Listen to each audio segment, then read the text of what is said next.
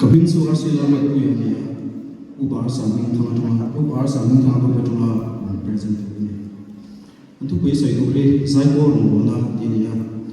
Zaibor mona dia yang itu beri tapi memang kamar itu kan neten asal lo angin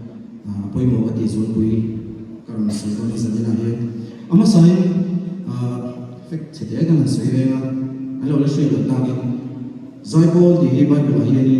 Chronicles pakana bumrugle bumsumni saya dengan buat cucu Bible lah zaibor dan bumasak karena dia itu misalnya orang boleh le misalnya ini zaibor Christian na orang lu bumsang kas boleh seperti apa mission bengkina kaucan zaibor kaucan zaibor anak dina cucu misalnya Christian kaucan zaibor dan dia masak karena dia cucu orang cunin zaibor kaucan cina ini yang kan sumnung coba saya tahu ting zaibor orang bona hati yang zaibor orang bona yang dia cuma member Christian zaibor dia kan boleh boleh memang acan su kaucan zaibor cutu dia kan tisu Christian zaibor dia kan ni Christian zaibor dia nanti kan dia masih ada le kan dia tidak kongcong ada kemani kan melan na dia zaibor lawan anjira pero sungsung dan anjira acan musuh sungsung dia pun anjira acan indiri ngomong dan anjira behang le cak kami sih itu dia kan dia amar itu kalau sungsung yang berkongka zaibor lo coba jika mipui ma mitam tak ma zaya orang pun ini patian lah sain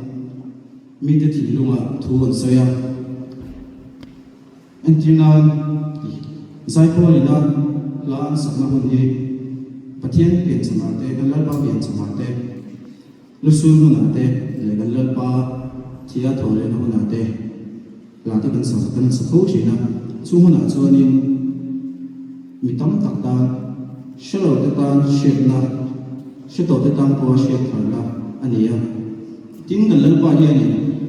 kemania adu berchu ama choimoi ni ya chungsu ke ni machine ke na kan ti thai ta ko som berchu